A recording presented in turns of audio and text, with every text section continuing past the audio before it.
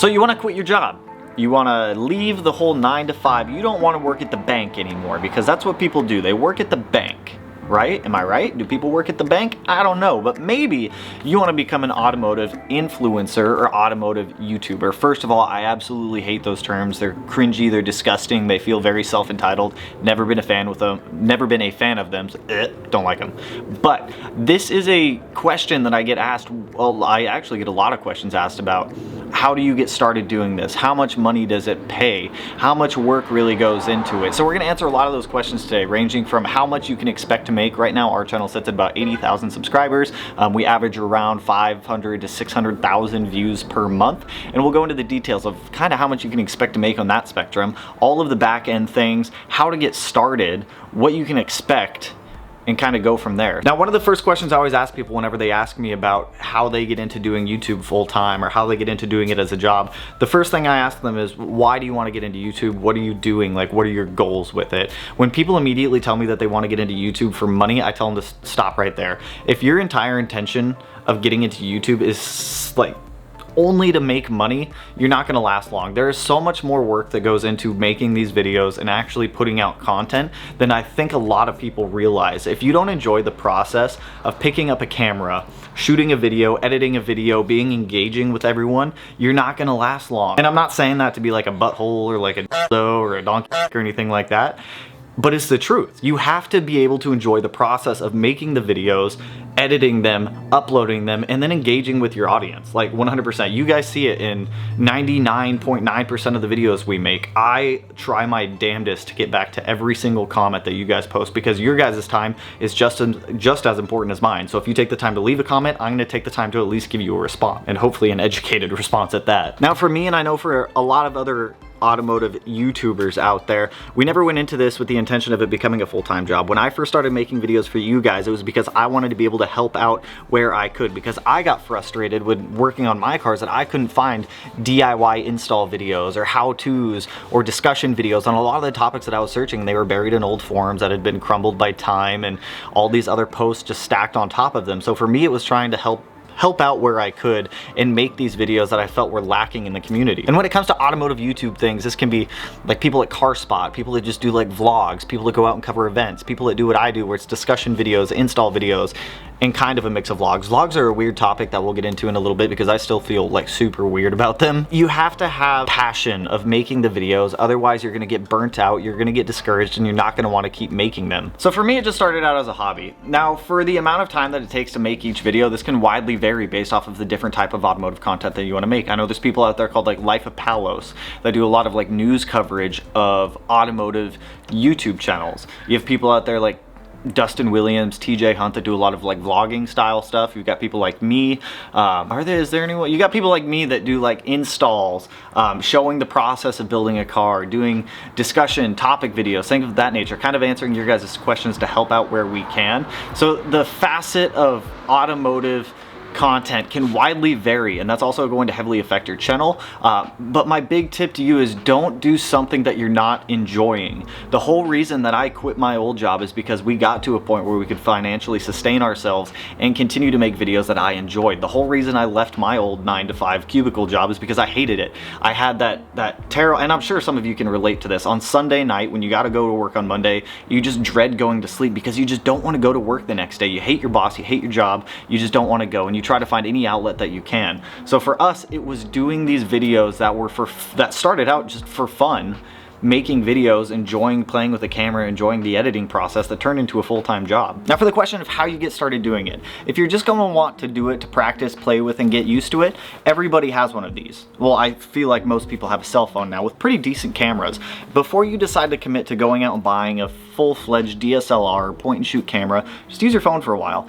For me, I went out, two good like starter cameras if you're looking at making automotive content. Canon M50 is fantastic if you're looking for more of a DSLR style. If you're looking for like a point and shoot, the Canon G7X works awesome. I started out with the M50. So once you have something to be able to record yourself with, a lot of people, all right, what do I do from here? Go film. Just go do it. Upload videos. I tell a lot of people this when they first start uploading because they feel discouraged. They'll edit their video, they'll watch it, they'll be like, wow, I'm comparing my video that I just made to a cinematographer out there and my video looks like straight up crap. I don't want to upload this. Stop. Stop doing that. If you go back, you look at the very first video I uploaded on this channel, my camera was sideways, my audio was all sorts of f***ed up, the music in the background was way too loud, I didn't know what the hell I was doing, I had the lighting all sorts of screwed, and you'll learn this stuff as you go on. But the best way for you to get practice and continue growing and continue getting better at the videos that you want to make is to shoot them, edit them, and upload them. Something that I always said, and I'm always still open to this, when you go out and you upload a video, especially when you first start, ask for feedback from the people that watch your videos, whether it's your friends, family, or people who happen to stumble across your video. They will give you feedback on how to make your videos better. 9 times out of 10, most people there want to see you succeed and they want to help you. So the best way for you to get started is to just do it. Don't second guess yourself. If you go out there and you make a video, upload it. Even if you think it sucks, someone else out there might find value out of it, or someone else out there probably will watch it. This is a weird camera angle. But here's one that I struggled with a lot when I first started making videos, and that was be yourself. I felt like I had to put on some if you guys watch any of the old videos, you'll see that I was like trying to overhype myself, jumping around the garage, being super loud, doing all this stuff that really just wasn't me. And if you're not being yourself on camera, like to an extent I was being myself, but on the other extent I was trying to be all of these other like people on YouTube that I watched, trying to learn from. I get it, it's hard. It's hard to be yourself on camera when you first start recording because you're like, this is really weird. I'm talking to a camera. Like right now, as I sit here in the car, I'm just talking to the camera, but when I go to edit and upload this video, I'm talking to all of you guys. And it's a weird concept to get behind. It's just weird because you don't know who's watching your videos. So you're like, well, what if people don't like me? If people don't like you, who you are, when you're uploading the videos, fuck them. They don't have to watch your videos. I tell people this. People that go to my videos, they comment on them and they're like, wow, this video is too long, or wow, you talk too much, or anything like this. Like, I'm not forcing you to watch the videos. You don't gotta watch them. Just be yourself in the videos, and as time progresses, you'll learn to become more comfortable in front of the camera. And I say that right now as I'm sitting inside of a garage by myself. And it still weirds me out. I've been doing this for about 2 years now, and even when you go out into public with a camera and you're walking around with it, it's weird. I don't care who you, it's weird. People stay, like, to an extent, I really don't care what people think anymore, but when I first started doing it, I was like, dude, I don't want to even take this camera out of my bag because everyone's gonna look at me like I'm some fucking weird dude. 2022, if you have a camera out, people probably think you're doing TikTok, YouTube, MySpace. We're gonna throw MySpace in there because I'm not a huge fan of Facebook, but you get my point.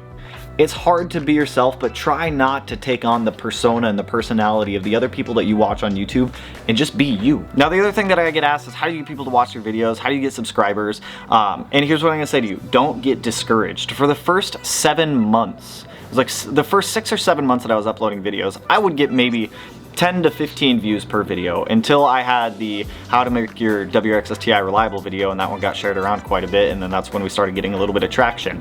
But you have to remember, 10 to 15 people that are watching your video, they're taking the time out of their day to watch your videos. Videos that you sit there, you make, you create, and you upload. Don't get discouraged if you're only getting 10 to 15 views, 50 to 100 views. I remember when I got the first 100 views on one of my videos, I was ecstatic. I was so pumped and so excited that I was like, dude, we got 100 views on this video. I'm gonna keep making more of them. And I get it. And in comparison, don't compare yourself to other people that make videos. If this is something that you truly want to do, don't sit there and compare yourself to X, Y, or Z over there. Because what's gonna happen is you're gonna start being like, well, they're getting all these views, they're doing all this stuff, and I'm just over here with 30 views on my video. It doesn't matter. If people are watching your videos, people are watching your videos. They're taking the time out of their day to go watch these videos that you create for them. You should be happy, you should be excited. I understand that everybody wants to grow, everybody wants to keep growing and see what they're creating blossom into a beautiful palm tree with coconuts. Coconuts grow on palm trees, right? What grows on the bush? Agave? Agave is the bush that grows out of the ground, right? And I tell you this now, you're going to hit stagnant growth during specific periods. It happens. Don't let that discourage you either. There have been times where I've gone from getting 5,000 subscribers a month down to 2,100. And you can scale that however you want to. But don't let those flat periods of growth discourage you. You're still growing. It's just not at the rate that you want. And it's going to happen. I promise you, it's going to happen. It's probably happened to every single person who makes videos on this website. But don't let that get you down. And on the other side of that, you have to have thick skin when it comes to making videos, because not everybody out there is going to like you. People are going to leave hateful, rude comments on your videos, and take them with a grain of salt. It is what it is. Like, so what someone said they don't like your shirt or they don't like your personality. That's fine. It's fine. Not everyone out there is going to like you. I know there's people out there that hate me. It is what it is. Their hate for me does not affect my life. And if you get 1 to 2 people that are just truly spiteful people that hate you or hate your videos, so be it. I know there's always like 3 or 4 people that go to my videos, they dislike them every single time they upload. That's fine, that's still a content interaction. You're still watching the video, you're still giving it an interaction. It is what it is. But don't let that discourage you, or don't let that get you down if you get the couple 1 or 2 spiteful comments from people every now and then. It's gonna happen. Just have thick skin and just keep pressing through it. Now, before we go talk about the financial side of how much money you can expect to make, because I know that's what a lot of people are waiting for, I want to touch on this because I feel like a lot of people overlook this. You need to be extremely self-motivated to be able to make videos full-time, especially if it's your full-time job. If you're not out there making videos, you're not getting paid. If you don't get paid, you can't pay the bills. But on the flip side of that, you also don't want to just be pushing videos out. You don't want to make shit videos. Take the time to get the quality there. There is a fine line between quality and quantity. You don't want to push things too far where you're sacrificing the quality of the video and you're starting to get into this whole quantity thing where you're pushing out 2 videos a day or 1 video a day. There's a whole reason I do 1 video every other day. It's because it gives me 1 day to shoot, 1 day to edit if I need to, and 1 day to continue planning or to work on the cars as we're doing things. Are there days that I just don't want to go out and work? Yeah, there are, but you have to have that self-motivation there to be able to go out and do it. If you're somebody that's really not 100% self-motivated to go do things, I respectfully say this, maybe YouTube just isn't the full-time thing for you.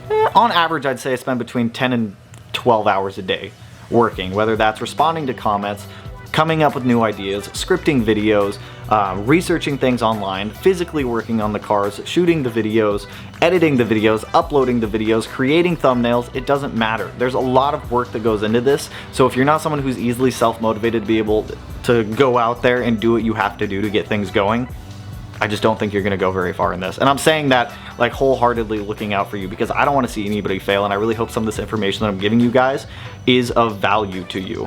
Which, that's another thing, video content wise, if you guys, because people ask me what do I make videos on, that's entirely up to you as well, and what your facet is and what you enjoy doing. A couple big things that I would suggest is make sure your videos have value, whether that's entertainment, information, knowledge, whatever it is that people find value in, just make sure you're providing value. So I know you guys want to see the financial side of things, so let's go jump on my computer and I'll show you guys like the YouTube analytics side of things. All right, you guys, so this is YouTube Studio. This is really what's going to show you information about your videos, how your channel is doing, an overview of everything. So this is really the home page of it, but if we go into the analytics tab, this is going to give you like a breakdown of how everything's doing. So this is the past 28 days for us.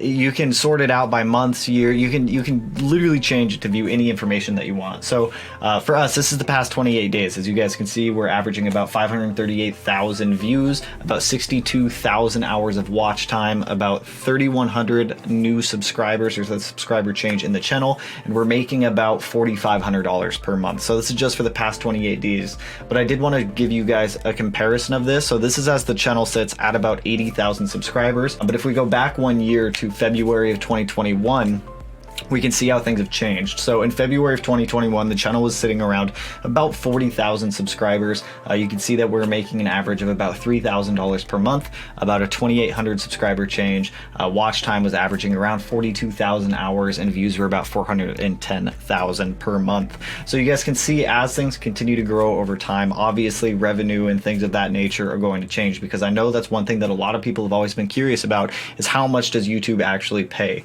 And then if we go back one more year, this is about when the channel was at 8 to 9,000 subscribers.